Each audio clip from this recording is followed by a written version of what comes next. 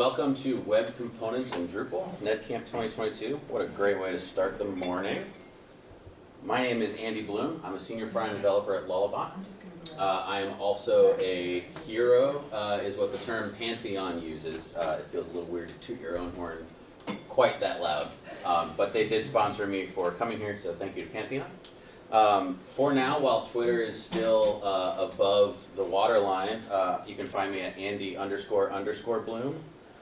Or if you have moved over to Mastodon, I have an account, I haven't done much with it, but Andy_Bloom at fosstodon.org, or at Andy-Bloom on Drupal, LinkedIn, GitHub, etc., etc., etc. All right. So web components. I'm going to do a little bit of the one thing I tell you never to do with slides, and that is read directly from it for this next one. So as developers, we all know that reusing code as much as possible is a good idea. This has traditionally not been so easy for custom markup structures. Think of the complex HTML and associated styles and scripts that you've sometimes had to write to render custom UI controls, and how using them multiple times can turn your page into a mess if you're not careful. Web Components aims to solve such problems. It consists of three main technologies which can be used together to create versatile, custom elements with encapsulated functionality that can be reused wherever you like without fear of code collisions. It's a bit dry, but it's a great high-level overview of what Web Components is bringing to the table in web development. And so it mentions here three main technologies, and those three main technologies are custom elements, the shadow DOM, and templates and slots. Templates and slots kind of get bunched together. If you want to consider that four main technologies, be my guest. I won't fight you on it. So custom elements lets developers define custom HTML elements and their intrinsic functionality. So you can think of some elements that we have in native HTML that have some level of interactivity, like checkboxes, like others, the Details. Select inputs. Sorry? Details. Details is a great one. Details is a perfect example. It's got a little bit of native functionality to it, and that's the kind of stuff that's like, hey, I want to add that little bit of spice to my site, and we can do that with custom elements. Shadow DOM lets us add additional markup that's kind of secretly hidden inside of the component, but not really hidden. It's just there, and it's outside the main document. And we'll talk a little bit about what that means in a little bit. This helps keep our internal structure consistent and helps avoid styling collisions. And then the last one is templates and slots. We can define templates for shadow DOM markup. We can create slots where content that's outside the custom element can then be used within its markup. So let's go over those. Custom elements. The way this works is you define a new class in JavaScript, and if you are not a fan of defining classes in JavaScript, then Web Components may not be your jam. But we just extend the HTML element object that we already have from the browser. And then we need to register it with the custom elements registry. And then we just use it like normal HTML. So you can see on the right side of the screen there, we've got a class, myElement, which is extending HTML element. And we do all of our class stuff inside of there. And then we need to use the custom elements property, which is on the window object, and define both what the elements tag will be. So in this case, it'll be my-element, and then the name of the class to associate with that element. The one kind of gotcha here is your custom elements have to start with a letter and have to have a hyphen. Web Components require their own namespace so that I can define my custom elements and you can define your custom elements, and never the two shall interrupt each other. Within our custom elements, there are several default methods or lifecycle methods, if you're familiar with how React works. We have a constructor. Since this is a class, we need to create a constructor function to instantiate that class. We can do a lot of setup in there to set some of our internal properties if we want to. We have connected callback, which is a callback method that is invoked when our element is added into the DOM or reconnected to the DOM. So if we were to pull it out and head it back in, it would call that same callback. Disconnected callback is invoked when the element is removed from the DOM. Attribute changed callback is invoked when we have a changed attribute if we're observing that attribute. Where do we find out if we're observing that?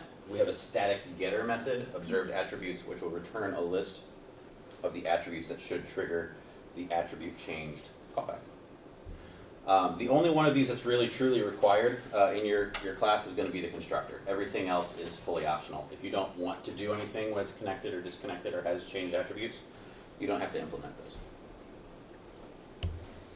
So as an example, here's a really basic accordion element.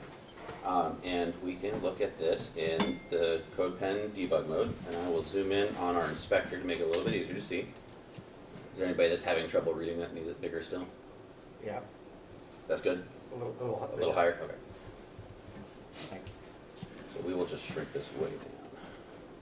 So in our body, we've got my accordion and my accordion items. So we have some custom elements here.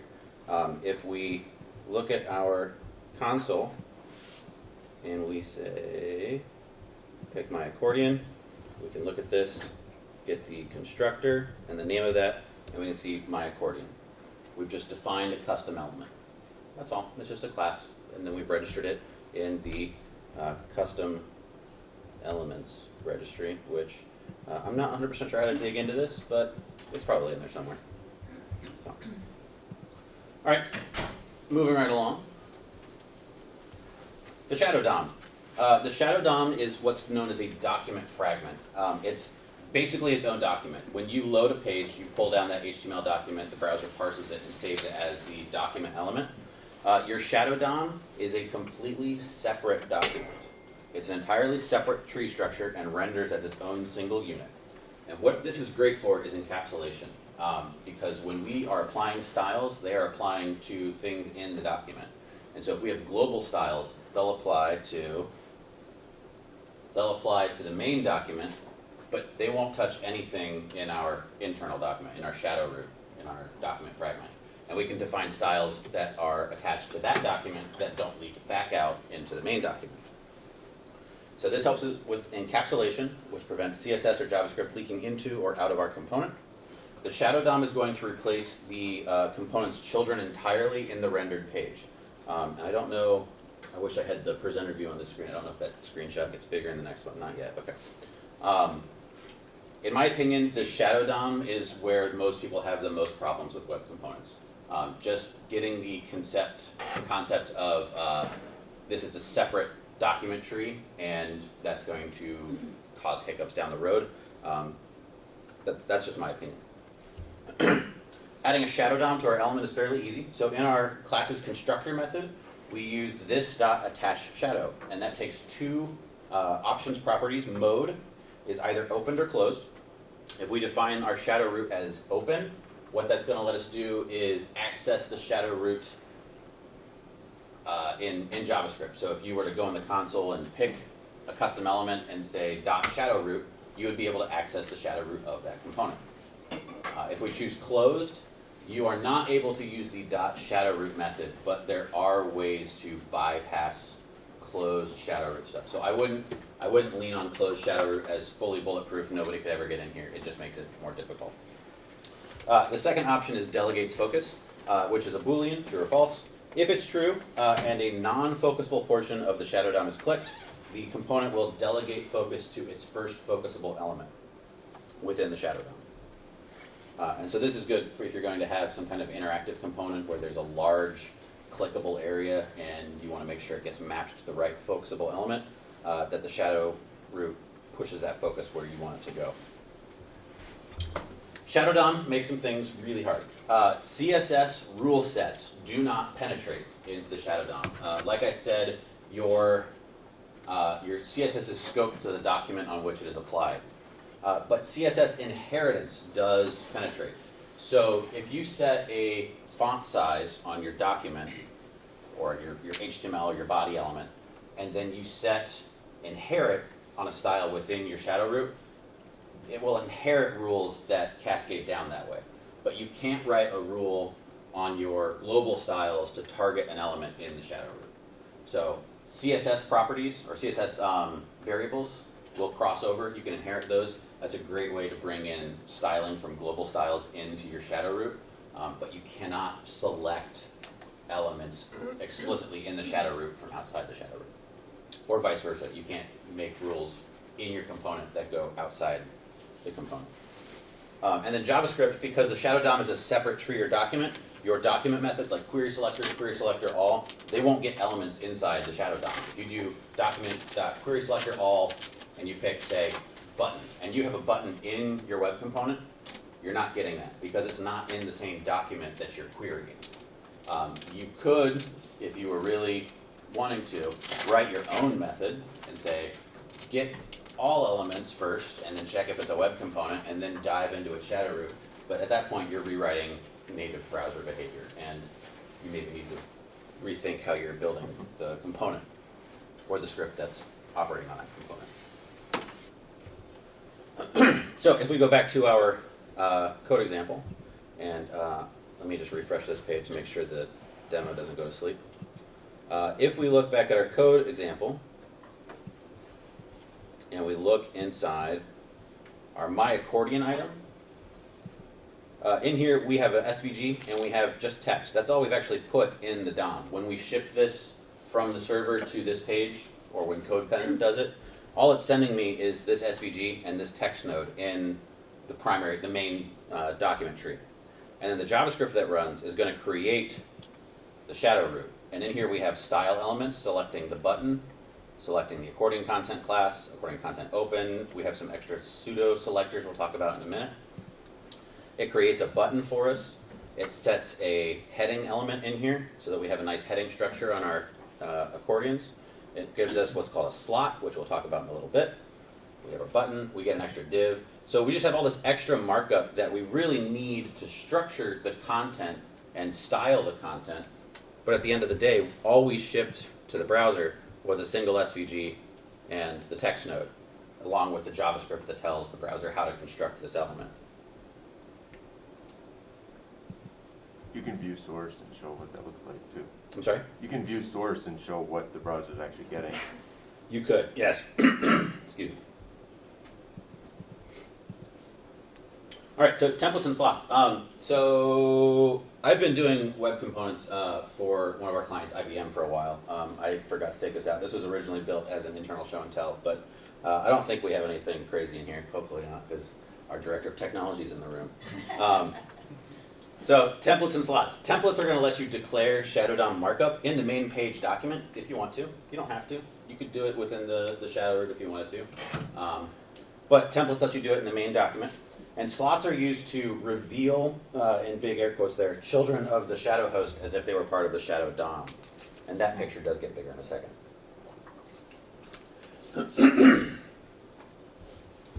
So what we have here on the left is our main document tree. And we can see that we have the document root at the top. We have a handful of elements in that tree, and one of them is labeled as shadow host. That is our custom element with a shadow root declared. And then the shadow tree is the separate document that comes in there.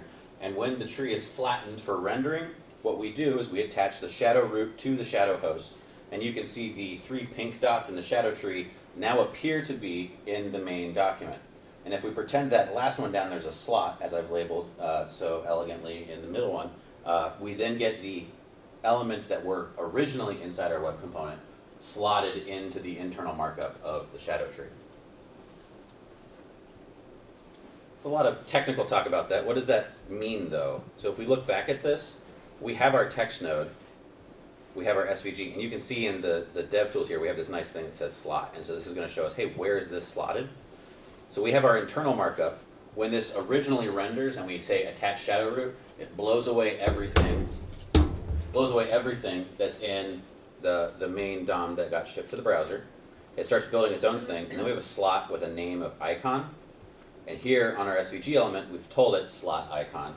And so this element now pretends like it lives inside this slot. This doesn't actually go here. If you click reveal, it takes you back to the actual thing that exists there. And then this one, which doesn't have a name, just slots everything else. If you don't need multiple slots, you don't need to name them, and they'll all just move into that slot. If you do want a named slot, or if you need multiple slots and you need to determine which one goes where, you got to use the name attribute on your slot element and the slot attribute on your element you're looking to slot in. We get some new tools. We get some new CSS pseudo selectors. We get host and host context and slotted. Host and host context are going to refer to the element that is hosting the separate document tree. So whatever your shadow root's shadow host is, that's what it's reaching for. So your styles can reach just beyond the boundaries of the document they're in, up to the thing that hosts it, and they can reach just beyond the boundaries to anything that was slotted into it. But you cannot go, for example, I want the slotted SVG icon and then grab the first path in that icon. You can't go any deeper. All it knows is what's the thing in the slot, and that's all it can grab.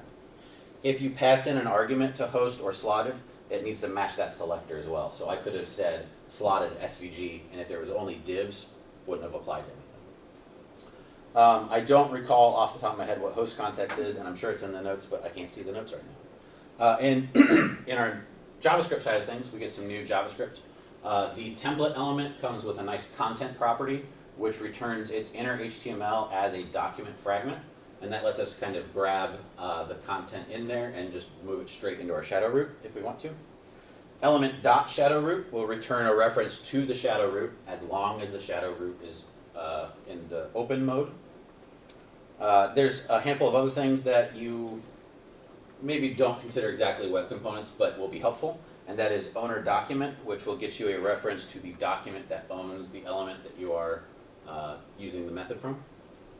Get root node will also help climb up the DOM tree, and then there's a slot change event, and so if anything changes in your slots, if you add a new element to a web component and it gets slotted in, or if you remove something and it's slotted out, the browser will fire off a slot change event, and you can use that.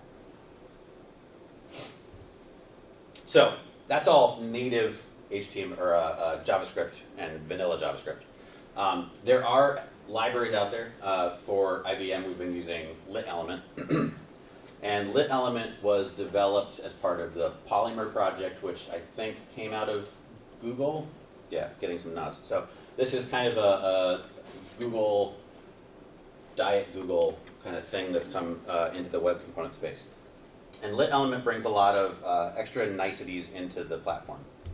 Yeah, Google, there, if I just move my slides one further.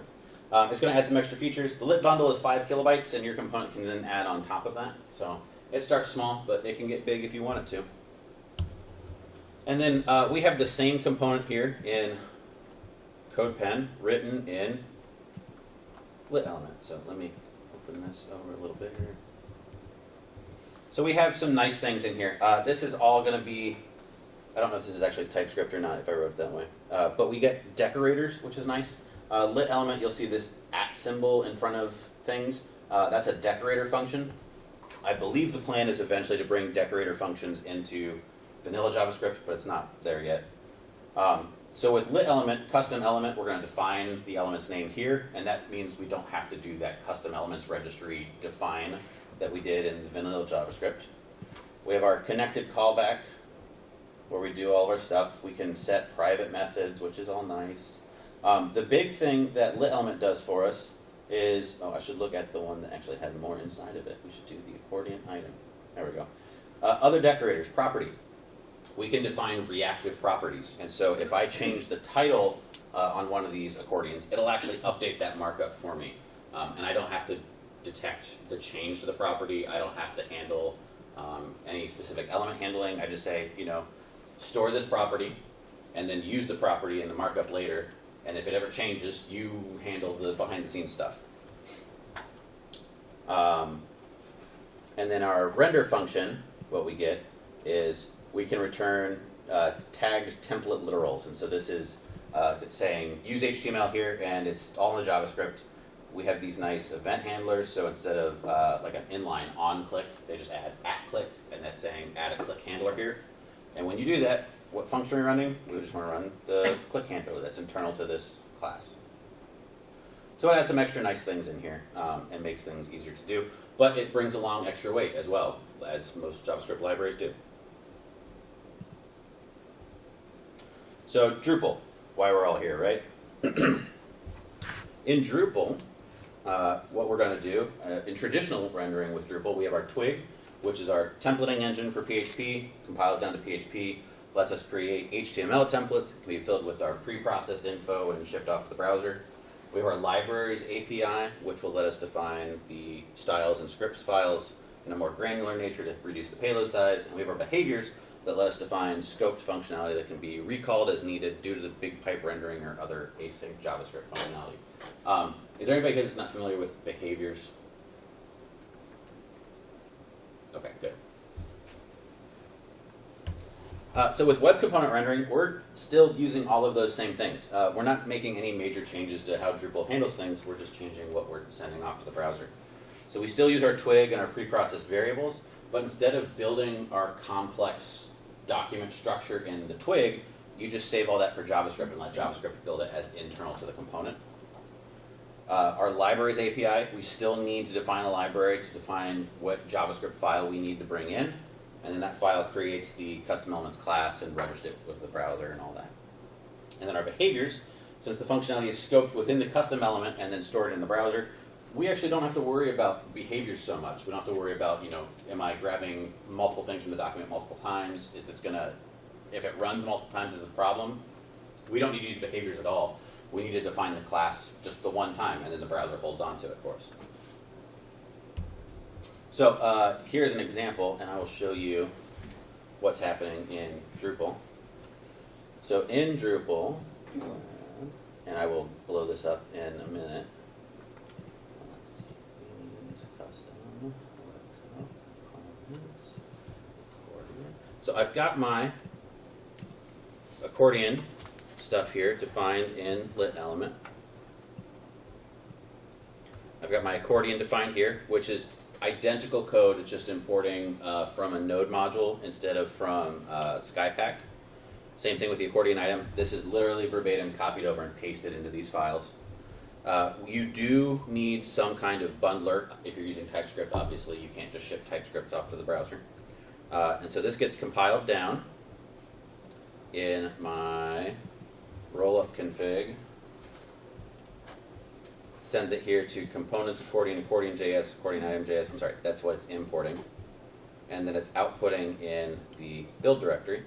And so we have a handful of things in here. Accordion, accordion item, and then it's also bundled up the lit element library and the pieces of it that it needs for the different components.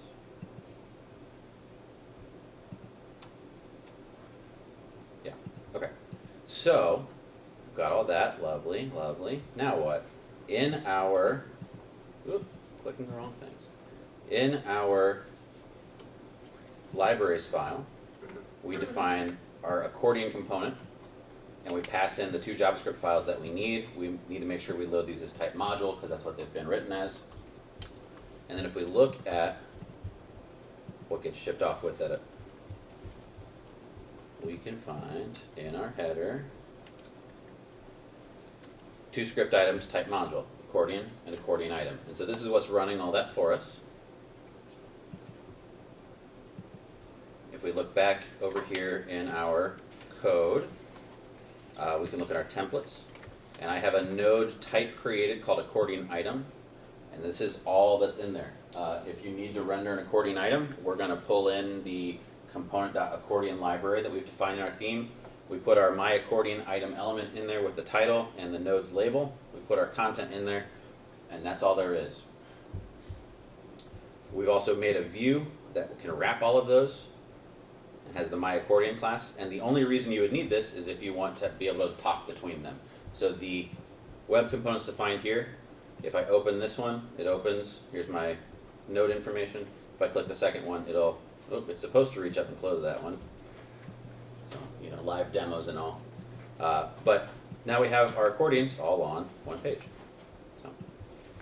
So, it's not terribly difficult once you understand how web components work to bring them into Drupal. So now we're to the fun part of the show, nuanced opinions and hot takes. And I have asked some people around here for their various nuanced opinions and hot takes and work them in here. So nuanced opinion or hot take number one.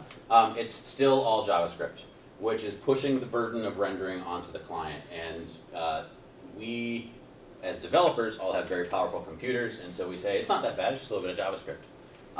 If you send a lot of stuff to the client on an old computer, grandma's still running on an old Chromebook, maybe she doesn't have the ability to run a site that's been developed all in a bunch of JavaScript. Maybe she's running into that issue, or maybe somebody out there is very privacy minded and has turned off all JavaScript to avoid tracking scripts. They can't view your site now, so it's still rendering everything in JavaScript. So you got to be wary of that. Also, being JavaScript requires either large bundles sent down or large numbers of small requests sent down to pull in your components, and you're just passing more data over the wire to get to somebody. If you're in an area, rural Iowa, and you have no cell service, it could take a while to pull in all that stuff if you need to, versus just an HTML page.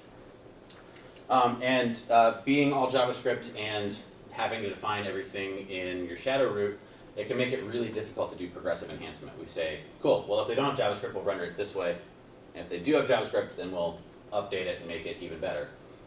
But it's really hard to do that in a way when you're changing how the component renders and what elements are even there on the page.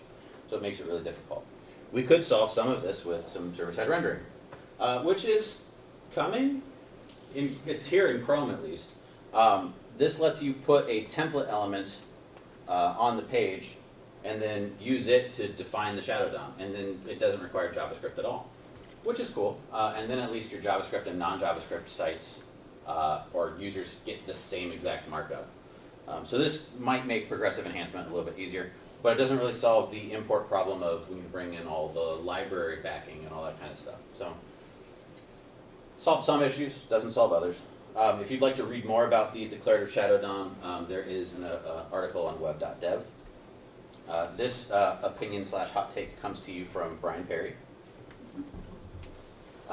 This one is mine. I think that style encapsulation encourages heavier web component use. I think you can very easily find yourself slipping deeper and deeper and deeper into just make it a web component, just add one more to the pile. And then at the end of the day, you've got this massive design system that weighs a ton and is using up 5 gigabytes of memory and WebKit.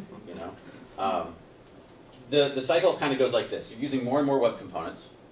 And as you do so, because the styles have to be in the web component, you move those styles into the encapsulation, which reduces the importance of your global styles and makes that file smaller and smaller and smaller. And then things that should maybe just be native HTML, you think, well, we want to throw some styles on it. We don't want to increase the size of the global styles. Just make it a web component. And so now you've got another one on the pile. And then you go back to the top and you look at the next thing. And this is how you end up redeveloping how HTML does tables. And you've got your own my table and my table row and my table cell and my table header and all of that kind of stuff. And then suddenly you've just re-implemented something the browser already does really well and accessibly. And you probably haven't done it accessibly because it's really hard to do everything accessibly. So with that in mind, this one also comes from me. Web components, in my opinion, best serve the niche of I wish HTML had this one thing natively. What elements do you wish HTML had, but it doesn't? An accordion. Everybody uses accordions, right? And it's got very basic functionality. So maybe you make one accordion, and bring that in.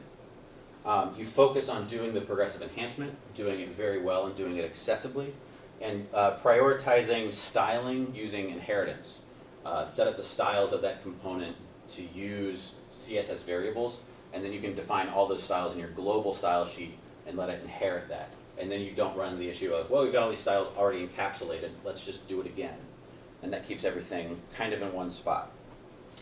If you follow those directions, it should also make it easier to develop a simple set of site-agnostic components. And so I can build it for this client, but I know this is going to be something I want to use again, and so I'll build it in a way that's very easily just copy and pasteable.